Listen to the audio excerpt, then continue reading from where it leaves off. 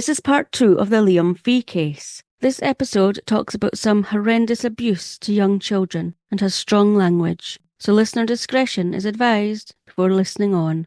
In part 1, we covered the first 3 weeks of the trial, with Naomi and Rachel's mum taking to the stand, as well as Dr. French, who had carried out the post-mortem on Liam, before the jury members heard the pre-recorded interviews with 2 7-year-old boys who also had been in the care of Naomi and Rachel and the horrendous abuse they had suffered.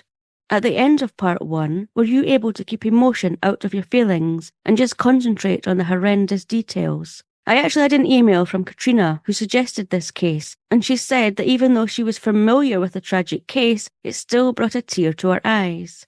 Being a juror in this case, and not allowing your emotions to cloud your decision-making, must have been such a hard ask. In a later episode, I will tell you just how it affected one of the jurors on this case. But back to week 4 of the trial.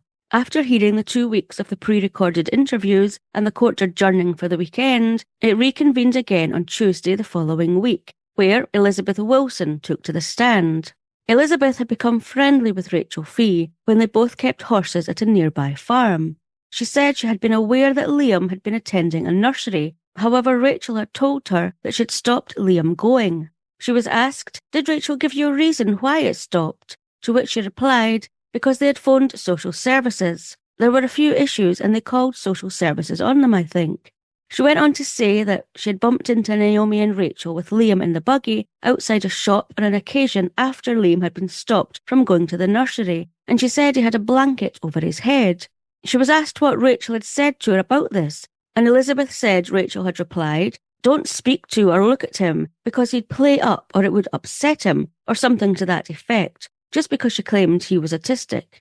Elizabeth went on to describe another occasion when she had been giving Rachel a lift in her car when Rachel's phone had rang. She said, "I think it was the health visitor. I think Liam was due for a checkup," and she just said she wasn't going to answer it. She didn't want to take Liam down because he'd scratched himself and he had a few marks on his feet.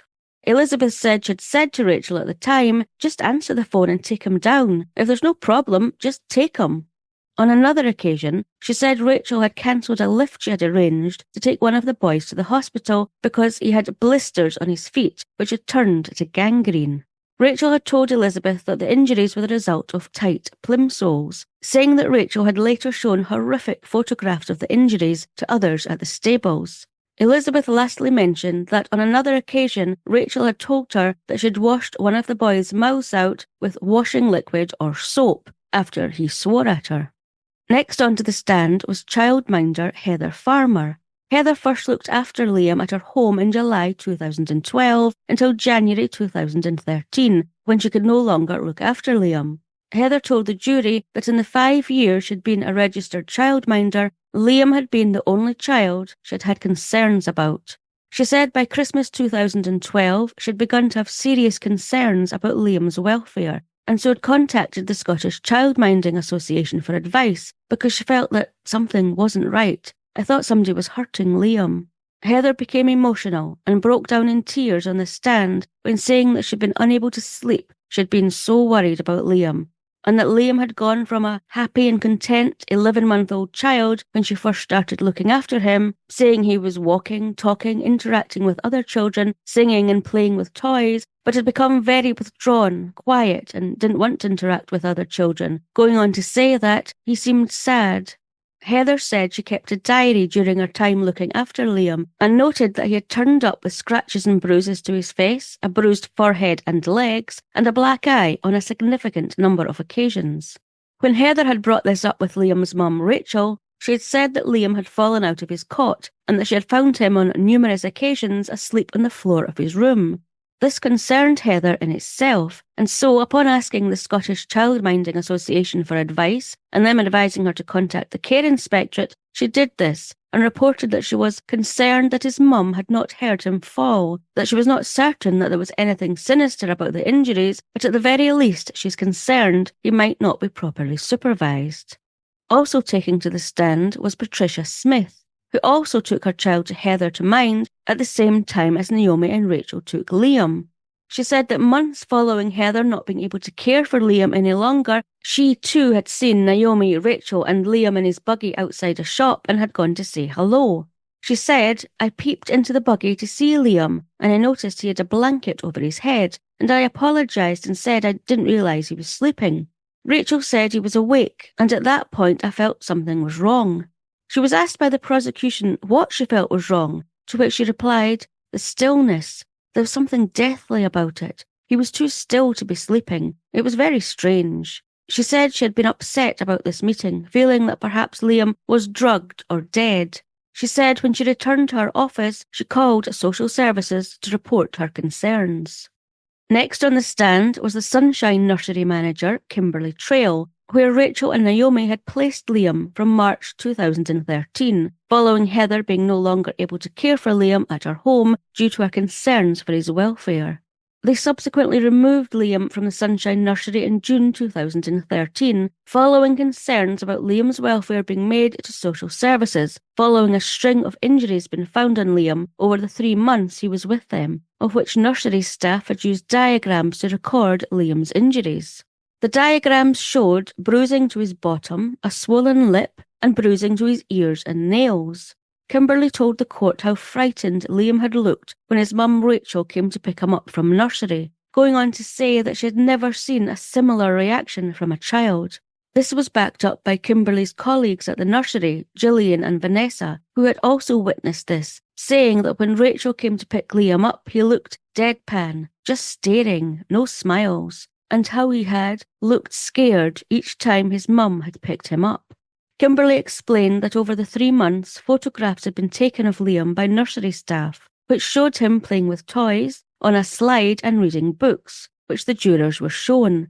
And she said, in her opinion, the photos revealed that over the 3-month period, Liam's skin had grown paler, he had bags under his eyes, and he had lost weight.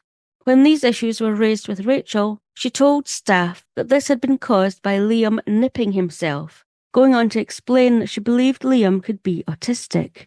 However, following being confronted, Liam was then removed from this nursery. The next day, now the 5th of May, the jury was shown a 12-minute police crime scene video, including showing Liam's body at his house hours after he was found dead, with those sitting in the public gallery being warned that they might want to leave at this point. Although for the jury members, they had no choice but to stay and watch as the silent video recording went from room to room in the house, from the kitchen and bathroom to the living room and hallway, which showed family pictures of Liam, Rachel and Naomi displayed on the walls, before finally ending up in Liam's bedroom. Initially, the recording focused on Liam's cot and buggy, and showed Liam's toys scattered around the room, and drawings he had done on his bedroom wall, before finally Liam's body, lying on the floor of his bedroom, came into shot. At first, Liam's body is covered up to his neck with a duvet that had been placed over him by paramedics, with it looking that Liam was simply sleeping soundly. However, when the duvet was removed, Liam's grey, lifeless body was revealed. He is seen to be wearing Zingzilla's pyjamas, with his left leg bent upwards at an awkward angle, where it had been broken. As the video slowly moved over Liam's body, jury members quietly wept, as did Naomi and Rachel, as well as covering their faces during parts of the recording. After the 12-minute recording stopped, one juror, with tears in their eyes, quickly raised their hand and asked Judge Lord Burns for a break.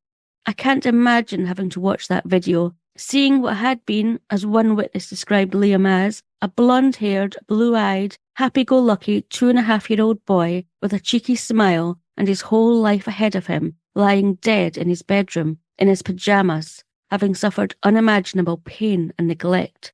I think it would be hard for anyone's emotions not to have got the better of them in that situation. I'm sorry for being quite so descriptive, but I wanted you to know what this jury actually saw, imagine what they must have been feeling, and think about what you might have felt. So after the break, next on the stand was Police Constable Sam Gurwood, who, along with his partner, arrived at Naomi and Rachel's house on the night Liam died, following receiving a report that a baby was in cardiac arrest and may have been strangled by a young boy. PC Gurwood said that when they arrived, Rachel was standing with the boy, who Naomi and Rachel blamed for Liam's death. PC Gurwood said she had a hold of the young boy and told him to tell me what happened. He mumbled something that sounded like, "I strangled him." The young boy was then taken by the two police officers into a separate room from Rachel and Naomi, where the young boy repeated the claim again, as well as at the police station later that night. PC Gurwood said he wanted to tell me what happened. He put his hand up in the air to say he had done this to Liam. He went on to say something along the lines of Liam was getting more attention than him. Another day then came to a close, and the heavy-hearted jurors left their benches, knowing the following day they would be hearing Rachel Trelfa's police statement about what she alleged had taken place on the night Liam died. Before I tell you about that, if you were a jury member, what would you be thinking at this point? Would your mind be made up already that Naomi and Rachel had been involved in Liam's death, as well as being guilty of not getting Liam medical help with his broken thigh and arm? Or would you be undecided at this point and have questions you'd want answered? Well, there's still more to come out, so hold that thought, as on Friday the 6th of May, the end of the 4th week of the trial, statements made by 31-year-old Rachel Trelfa, or Fee, Liam's biological mother, were read out by Detective Constable Gary McMillan and Detective Constable John Murphy, who had conducted interviews with Rachel hours after Liam had died and 4 days after Liam had died, which included how she had heard a blood-curdling scream as she learned her son was dead. The statement taken and read out by DC McMillan in the hours after 2.5-year-old Liam Fee had died at his home on the 22nd of March told how Rachel said that about 7 p.m. the night Liam died, Naomi had gone to check on Liam, and seconds later she had heard her screaming. Rachel said she ran to Liam's bedroom and immediately saw he was pure white and lifeless. She said that Naomi had then called 999 and had watched as she had been urged to carry out CPR by the emergency services operator. Rachel said she then confronted the 7-year-old boy standing at Liam's bedroom door and began to scream and shake him, asking him what he had done, saying that he just looked at me and put his hands to his face. She continued by saying that he then put one hand on his mouth and the other round his neck. The hand over his nose and mouth was like he was suffocating, and the hand on his throat was like choking. Under cross-examination by Rachel's QC, GC McMillan was asked to describe the scene at the house, which he did, saying it was pandemonium. He concluded by saying he had also heard either Rachel or Naomi shouting the words evil and pervert at the 7-year-old boy, but that he couldn't remember which of them had said this. Detective John Murray then read a more detailed statement that he had taken from Rachel 4 days after Liam had died, with Rachel saying that on Saturday the 22nd of March, Naomi had gone to check on Liam after he'd been put into his room for a nap, going on to say, "I then heard Naomi screaming from Liam's room. She was screaming my name over and over. It was horrible." Rachel said she ran to Liam's room and was in shock because it happened so quick. He was pale white, limp and lifeless. She said she shouted, "What the fuck?" with Naomi shouting back, "I don't fucking know." She then said, "I saw Naomi breathing into Liam's mouth. I don't know how many times she did this. I could hear a crackling noise coming from Liam. I don't know what it was, but it will haunt me forever." She went on to say that she had shouted to the young boy who stood in the doorway and said, "What the fuck have you done?" Going on to say again that he gestured with his hands over his mouth, nose and throat, but that he didn't actually say a word at this point, with Rachel adding, "I knew by looking at him and by his face he had done something."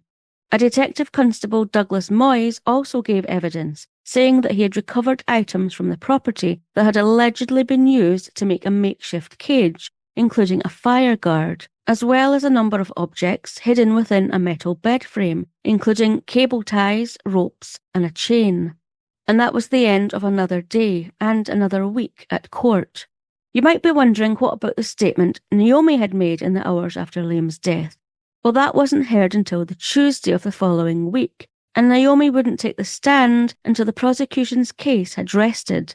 However, before we get to Naomi, on Monday, John Taylor took to the stand, where he told the court that Naomi and Rachel knew they were in trouble after Liam died.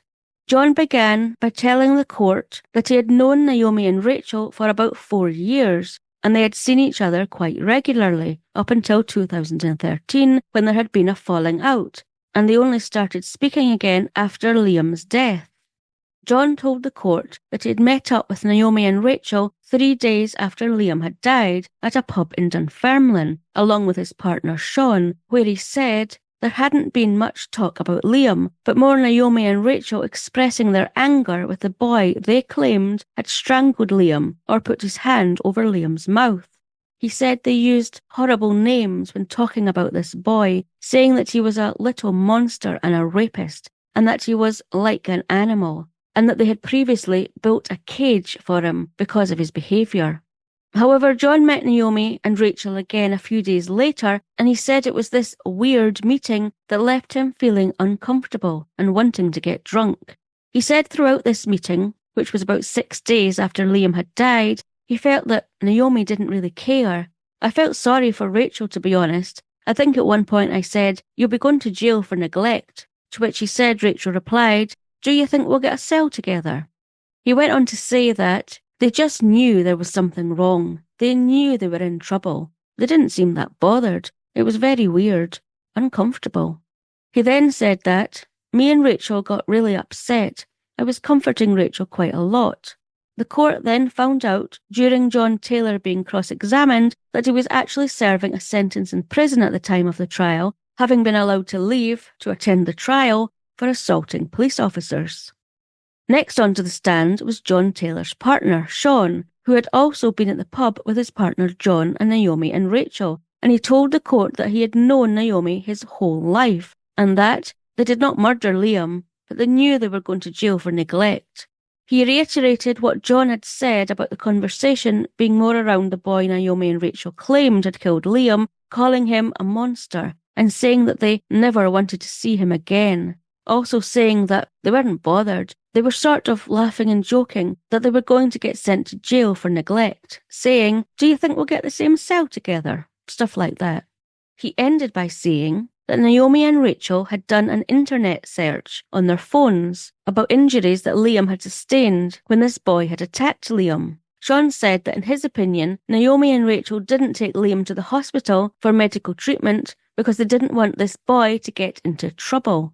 Now don't worry, you haven't missed anything. This has not come up yet in the trial, but it will. Just remember you're hearing the evidence and witness statements as if you were on the jury, as they heard it and when. Also taking to the stand that day was Dr. Jennifer Fusaro, a community paediatrician, who said she had examined Liam in June 2013 at the request of social workers. This was following concerns being raised to social workers by the Sunshine Nursery. In the report by Dr. Fusaro, after examining Liam, she concluded that bruises and scratches to Liam could have been caused by Liam self-harming or nipping himself, which was a claim Rachel had made. When Dr. Fusaro was asked if Liam had showed any signs of being autistic, she answered, "No, absolutely not," going on to say that a diagnosis of autism under the age of 3 would be highly unusual and could only happen in very severe cases. We have heard already how Naomi and Rachel have told various people that they believed Liam's changed behaviour, including self-harming, was because he was autistic, but that was not the case according to Dr. Fusaro. The jury were also told of medical notes family doctor Niall Garvey had logged on Liam's record following a visit, which read that Liam was displaying odd behaviour and poor speech, going on to state that he'd been told that Liam cries a lot, hides under a blanket, hurts himself by pinching his ears and scratching himself. With the notes going on to read, "In view of Liam's history, health visitor has been in contact with the school nurses, as obviously there are some alarm bells regarding what is possibly going on in this household." Taking to the stand next was social worker Karen Pedler, who was a team manager with Child Protection Services at Fife Council, whose team had become involved following Liam's childminder, Heather, raising concerns in January 2013. Following a meeting between social services, police and health representatives, where concerns raised about Liam were discussed, a social worker and police officer went out to visit Rachel and Naomi at their home to discuss the concerns. only for a plausible explanation being given to how Liam had bumped his head, which was accepted by the social worker and police officer. This was following a report stating that Liam could have been pinching himself and that the marks on him did not look like adult marks. Neither the social worker or police officer actually saw Liam during this visit, but no criminal action was taken, and Liam's case would not be looked at again until June 2013, following the Sunshine Nursery raising concerns. Upon being cross-examined by Rachel's QC, it was put to Karen, "What seems to have happened here is basically, as far as Liam is concerned, this case just went off the radar." To which Karen admitted that it did, yes. She went on to explain that this wouldn't normally be the case, that this case should have been reviewed after about 4 weeks, but that this hadn't happened in Liam's case, as a social worker who had visited Naomi and Rachel had gone off on sick leave in April and nobody had picked up her work, and that it wasn't until further concerns were raised that Liam's case was reviewed. Although Mark Stewart, QC, defending Naomi, told the court that there had been ongoing social work awareness and contact with the family from January 2013 right up to the time Liam had died, but that this had resulted in no action being taken against Naomi or Rachel. There was a lot said in the newspapers about this during and after the trial, as well as a significant case review being announced. But as jurors, you wouldn't be hearing any of this until after deliberations and reaching a verdict. Next on the stand was Pauline Emsley, a wound nurse, who said that Naomi and Rachel had brought to her to be examined the 7-year-old boy they blamed for Liam's death, due to pain the young boy had in his feet. Pauline said that she had found a pressure ulcer on his toe and skin grafts very badly infected, with redness which had spread up the foot. She said that at the time, Rachel was very surprised and asked how this could have happened. I explained to her that infections do sometimes happen in children. Pauline went on to say, I did ask when she thought the infection had started, and she said it must have just happened. Although Pauline went on to say, I think it would have been very difficult not to notice that the feet were like that. They'd have been very painful, and it looked like the infection was well established. Pauline said following this examination, she contacted the health visitor and also the child protection advisor at the Sick Children's Hospital, saying, I had concerns because of the initial injury. There seemed to be a delay in seeking medical advice because the wounds were very deep, and this time it was an infection that had not been noticed. First to take to the stand the following day, Tuesday, was Police Constable Dorothy Miller, who talked the court through the statement she had taken from 29-year-old Naomi Fee 4 days after Liam's death. The statement began with Naomi saying that on the day Liam had died, his mum Rachel had gone out in the afternoon till early evening looking after her horse, and so Naomi said she had played at home with Liam and that she had played high fives with him for a while, with her saying he liked to high five, lifting his arms up and smacking palms with her. Although if you remember what Dr. French said upon conducting the post-mortem on Liam's body, he said that Liam had a broken arm and thigh and would have been in severe pain with both. She went on to say that Rachel came home about 6:15 p.m. and the pair put on some music and poured themselves a drink of vodka and fizzy orange juice. Naomi said about 6:30 p.m. they noticed that Liam, who'd been in his buggy at this point, was nodding off, and so the pair decided to put him into his room so he could have a nap in peace, shutting his door behind them. They then returned to their living room and carried on listening to music and drinking, with Naomi mentioning at this point that the 2 7-year-old boys were also in their shared bedroom playing, with the door closed. Naomi said she had then gone back to check on Liam about 7:40 p.m, although Rachel had said it was about 7 p.m, and Naomi said she noticed that Liam was still in his buggy, but that it had been moved to a different position in the room to where her and Rachel had left it. She said as she moved closer to the buggy to check on Liam, she saw him lying lifelessly in the buggy with his face partly covered with a blanket, going on to say he was so white. She said she then pulled the blanket off him, picked up his hands, and they were floppy. I just knew he was dead because he was so white. She went on to say that she then screamed for Rachel, Rachel, Rachel. She said that Rachel came rushing through, took one look at Liam and screamed to Naomi to call an ambulance, to which Naomi said she then dialed 999 and took Liam out of his buggy to try and perform CPR when instructed to by the operator. Also that week, a video was shown to the jury of both Naomi and Rachel being interviewed and having the murder charge of Liam read out to them, following them being arrested in August 2014.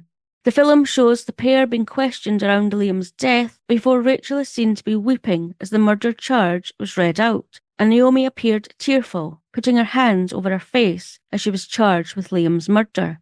What would you have been thinking as a jury member watching these videos?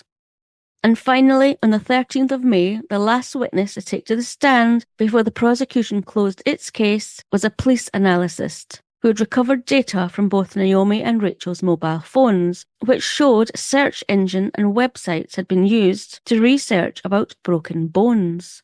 One search carried out on Naomi's phone 3 days before Liam died was, "Can you die from a broken bone?" where a link titled, "Why does a broken hip sometimes lead to death?" was clicked on. Rachel had also searched that day for, "How long can you live with a broken bone?"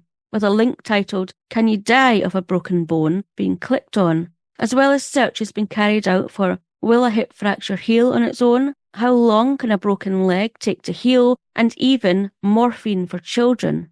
And the day before Liam's death, Rachel had been searching for, "Can wives be in prison together?"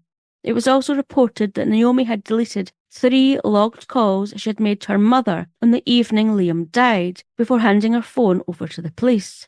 Naomi would be asked about this when she took to the stand. That was Friday the 13th of May, and the prosecution's case was rested, and the court was adjourned until Tuesday the 17th of May, the 6th week of the trial, when the defence's case would begin, and the jury would finally hear from Naomi Fee over 3 consecutive days. Before we hear about what Naomi had to say, other defence witnesses also took to the stand, including witnesses who had spent time with Liam and said they had had no difficulties with him, as well as Naomi's best friend who said she had no problem with Naomi looking after her own son before and after Liam's death. She also wept as she described the phone call she received from Naomi telling her that Liam had died.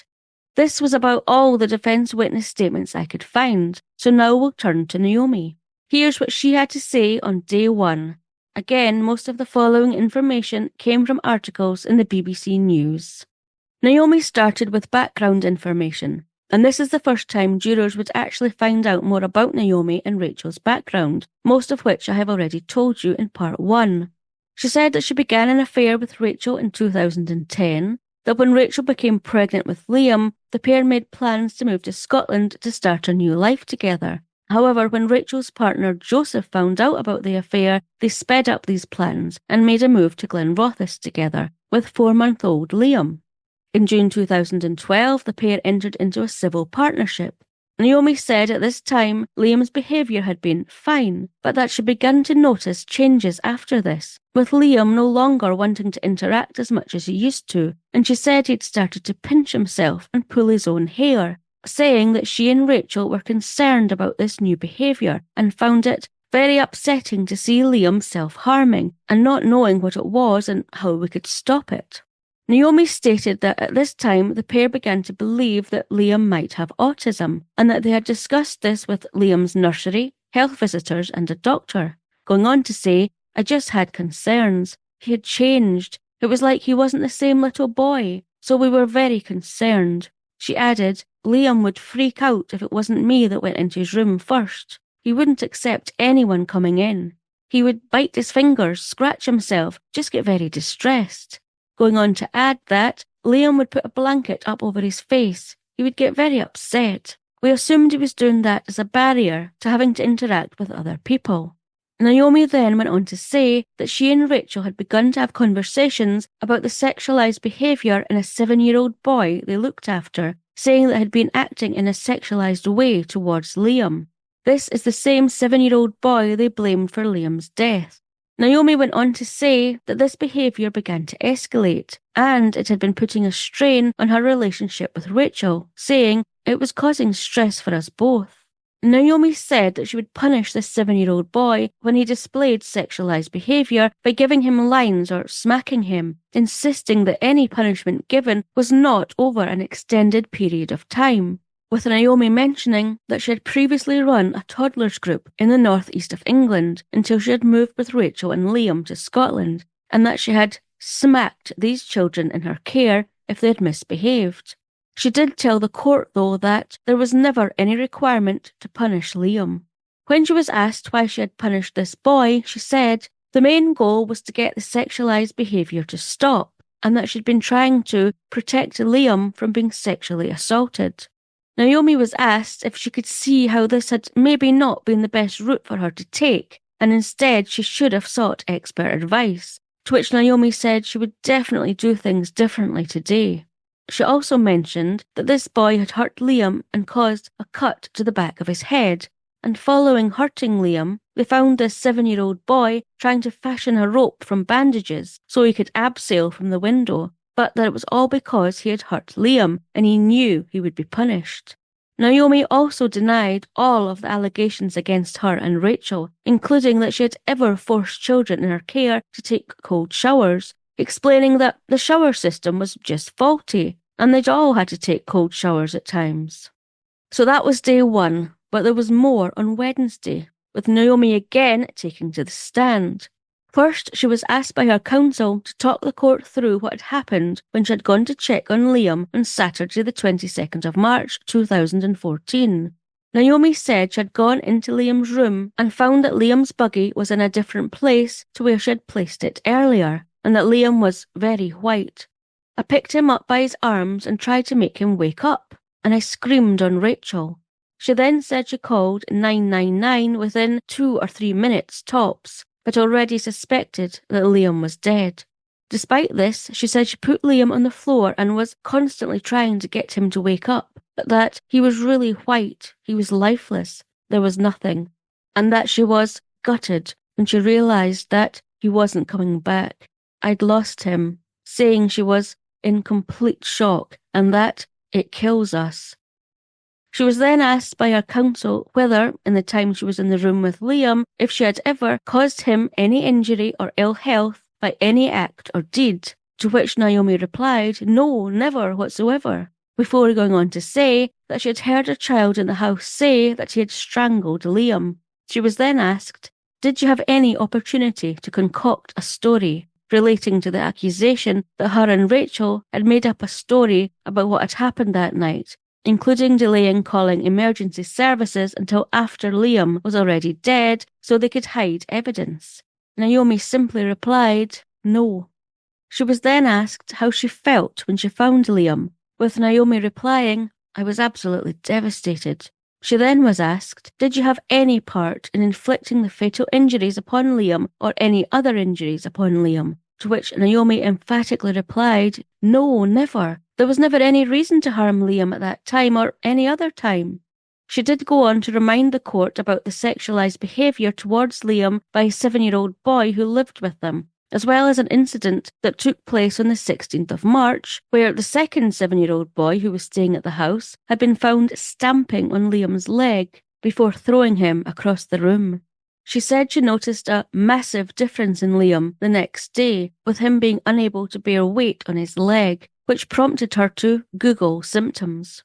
Her counsel was quick to ask the next question, in the hope this would go some way to sway the jurors' minds.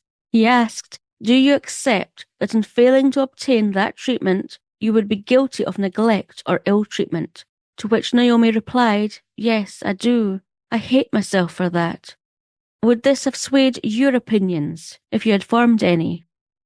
The next day, Naomi was on the stand again, this time being cross-examined by the prosecutor, Alex Prentice, who firstly asked why she had deleted only the 3 calls she had made to her mother on the night Liam had died, before handing her phone to the police.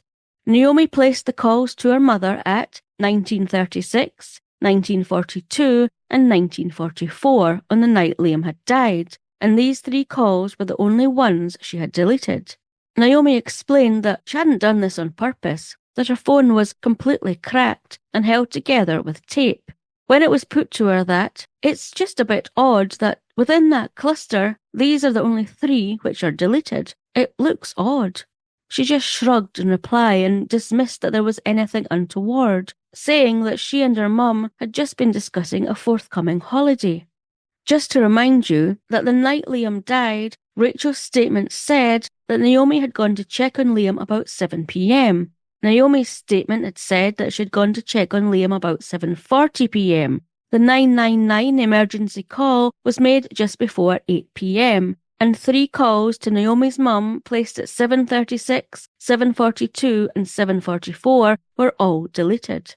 I can see why the prosecution thought it's just a bit odd.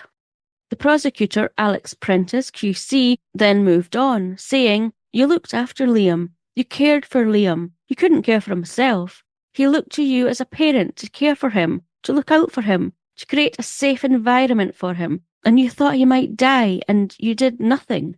To which Naomi quietly replied, "Yes." The prosecutor continued, "That sums this case up, doesn't it? You didn't care whether he lived or died," with Naomi replying, "Yes, I did." Before being asked, "You knew that there was a risk he might die, and you allowed that set of circumstances to continue because Rachel might leave you. Is that right?" To which Naomi allegedly said this was correct, going on to explain that she and Rachel had a difference of opinion about whether they should take Liam to hospital about his broken leg and arm. Apparently, Rachel was linked to alleged abuse behaviour by another child in her care, which had resulted in social workers becoming involved, and Rachel was scared Liam might be removed from her care if they'd taken Liam to hospital. And so Rachel had told Naomi that they would not be seeking help for Liam's broken bones, and if Naomi tried, she would leave her, taking Liam with her, and that she would never see Liam again. The prosecutor quickly fired back, "He was in excruciating pain. Do you agree?" Naomi replied, "He was crying," with the prosecutor saying he desperately needed help, to which Naomi said, "I didn't know that at the time." The prosecutor then put it to Naomi, "You would rather that he writhed in pain for days than you face a question being asked?" Naomi replied, "I wouldn't rather that." "But that's what you did," Alex Prentice said, to which Naomi agreed. He went on to say, "That's a wicked and atrocious attitude to have towards a young boy," with Naomi replying, "I knew it was wrong, yes," with the prosecutor saying, "It's more than just wrong. Do you agree?" "Yes," Naomi replied, "because if you had taken him to hospital, he would be here today, wouldn't he?" With Naomi again replying, "Yes, he would." Naomi did deny the suggestion that she didn't seek help for Liam because she herself had been responsible for the injuries, but did admit that she did nothing despite thinking Liam may die, other than medicate Liam's pain using Calpol and ibuprofen. So that was Naomi. But what about Rachel? What did she have to say?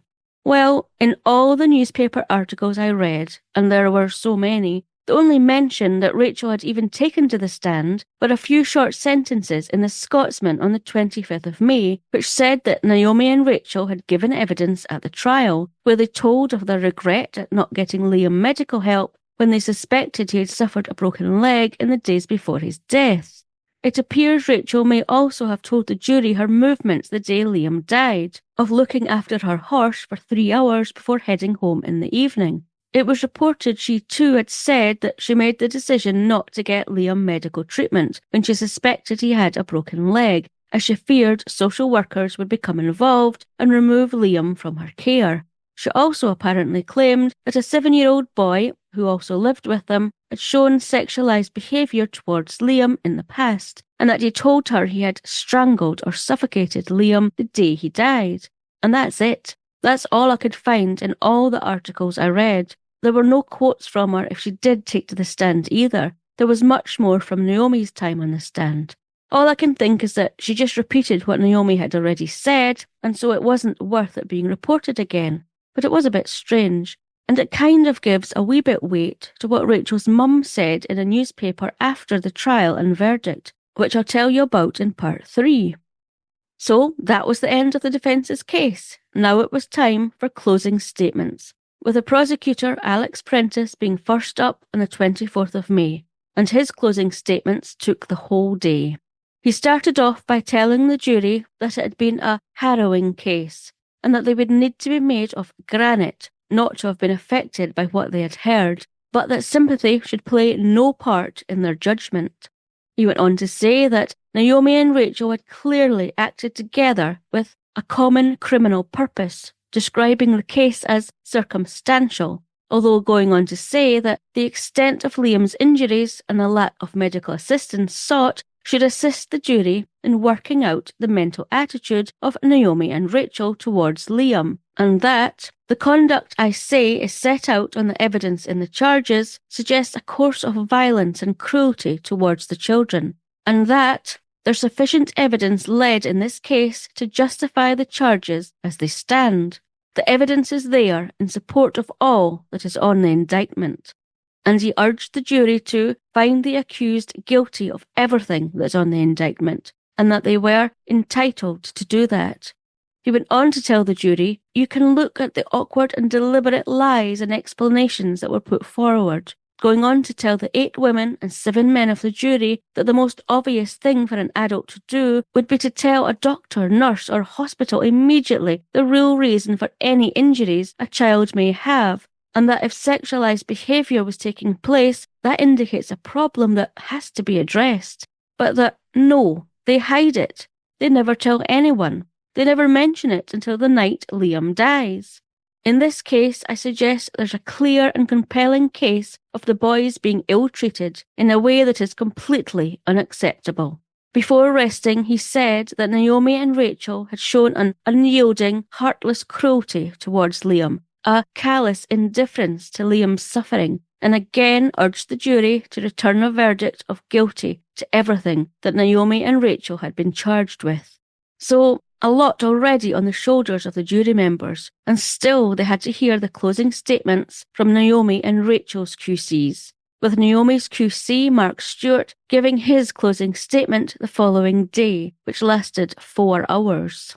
Naomi's counsel began by saying that Naomi accepts that she made a terrible, terrible mistake, a catastrophic mistake, by failing to seek help for Liam when she suspected he had a broken leg, which she admitted was unforgivable and cruel, but that it didn't automatically mean that she should be condemned as guilty for his death. These were 2 separate matters, and that there's not one piece of evidence offered to you that Naomi Fee ever inflicted injury on Liam Fee at all. He went on to say that, I don't suggest for 1 minute that you should sympathise with Naomi Fee, not for 1 minute, but that the evidence which the Crown hope they might have, wish they might have, suggest they might have, is actually missing, and it cannot be replaced by conjecture, assumption, and inferences. Going on to say that, I intend to put before you facts. He did this by putting it to the jury that the only person responsible for Liam's injuries and death was the 7-year-old boy who had been living with Naomi and Rachel at the time. He stated that this boy's reported behaviour and comments he had made to the police gave a clear explanation with motive for assaulting and killing Liam.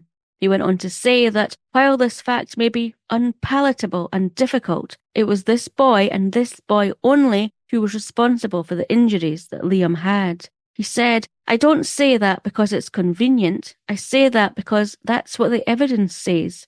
He then drew the jurors' attention back to the 999 emergency call that Naomi had made, which the jurors had heard earlier in the trial, where Naomi and Rachel could clearly be heard to be in distress, which he used to reject an accusation by the Crown that Naomi and Rachel had concocted and stage-managed a story about Liam's death. He asked the jurors to remember the background noise in the emergency call, suggesting that that was what was going on in the house at the time, that Naomi and Rachel were clearly in the process of trying to save someone's life, Liam's life, not in fact in the process of stage-managing or concocting a story about his death. Naomi's QC stated that while the public were entitled to write off Naomi and Rachel, the jury members could not, as they had taken an oath to apply an open mind to all matters before them, that the Crown required to put before the jury Naomi's guilt beyond a reasonable doubt, but that, I say to you, that reasonable doubt is apparent in the strong case that exists that shows the boy was the responsible party for what happened. He concluded by saying to the jury that while Naomi did deserve total condemnation of society for leaving Liam in horrendous pain with a broken leg for days without seeking medical attention for him, the jury should acquit Naomi in relation to Liam's death, as the Crown had not proven the case beyond reasonable doubt. And that was the end of the second day of closing statements. The next day would be the turn of Rachel's defence QC, Brian McConaughey, before Judge Lord Burns went through the options available to the jury in terms of the charges against Naomi and Rachel. Rachel's defence QC started by saying that while Rachel admitted neglect of Liam, as far as Rachel is concerned, there is no direct evidence against her that she assaulted Liam, going on to say that she had no motive for assaulting her son and was indeed only guilty of the unforgivable crime of failing to seek medical help for Liam when she suspected he had a broken leg in the days before his death, putting to the jury that, by failing to get medical help, his mother, Rachel Fee, committed an unforgivable crime, and in due course she would be rightly and justly punished for that. But does that make her a murderer? He told the jury to not compound that tragedy by convicting Rachel Fee of the murder of her son when there's not a shred of evidence to support that contention, going on to say that the Crown's case is one of illusion, of smoke and mirrors, and that the only real evidence was that another boy had in fact killed Liam. He concluded by asking the jury to put aside any preconceptions and prejudices they might have and to look dispassionately at the evidence in the case. Now there was only the judge's direction to the jury to hear the following day, Friday the 27th of May 2016, before the 8 women and 7 men of the jury began their deliberations. Judge Lord Burns told the jury members to act impartially and dispassionately as they considered the highly emotional case. They were informed, according to the Mirror newspaper on the 31st of May 2016, that they could return verdicts of guilty, not guilty, or not proven to the 8 charges that Naomi and Rachel faced. The judge also told the jurors that they were under no pressure and could take as long as they needed to reach a decision. And then on Friday morning, the 15 jurors headed out to deliberate on what verdict they would and should return. What would be your thoughts going into deliberations if you were a jury member on this case? Could you honestly say you would be able to keep an open mind, act impartially and dispassionately, and not have preconceptions and prejudices? I mentioned in part 1 that it took the jury 10 hours to reach a verdict. So what points would you be raising if you were in these deliberations? What questions would you be asking? Would you be playing devil's advocate and saying, what if? Or would you be sure in your verdict, feeling that the Crown had proved their case beyond reasonable doubt? Let me know your thoughts on YouTube and Spotify comments, on Instagram at Scottish Murders Podcast, or by emailing me at contact@scottishmurders.com. Part 3 will be released in 2 weeks' time, where I'll tell you what the jurors' verdicts were, what was being reported in newspapers during the trial that jurors wouldn't know about, what the outcome of the significant case review was, what various organisations and professionals felt about Liam having fallen off the radar, how this case affected at least one jury member, how someone felt they had been made a scapegoat, how Rachel's mum was annoyed that so much misinformation had been reported and that no one would print the real truth about what happened, and the new information that came to light after the trial. I'm thinking there might also be a part 4, but it won't necessarily be about Liam Fee's case specifically. After reading all I did on this case and how Liam seemed to slip through the cracks, and following the social work case review outcome and what came out afterwards, which I'll tell you about in part 3, I had a lot of questions and queries. It just so happens that I know a social worker, and so I'm hoping they will agree to speak to me, anonymously of course, so I can ask them the questions I have. So part 4 will be me reading out my questions and then the answers, if I can make that happen. If you have any questions or queries after listening to part 3 that you'd like me to ask too, again please let me know via commenting on Spotify or YouTube, Instagram at Scottish Murders Podcast, or by emailing contact@scottishmurders.com, and I'll try and get your questions answered. Thanks for listening to another episode of Scottish Murders, the twice award shortlisted fortnightly podcast that brings to light the stories of victims and their relentless pursuit for justice. If this case has captivated you, then don't forget to tell a friend to listen or check out scottishmurders.com so together we can share more Scottish murders. Until next time, I've been your host, Dawn.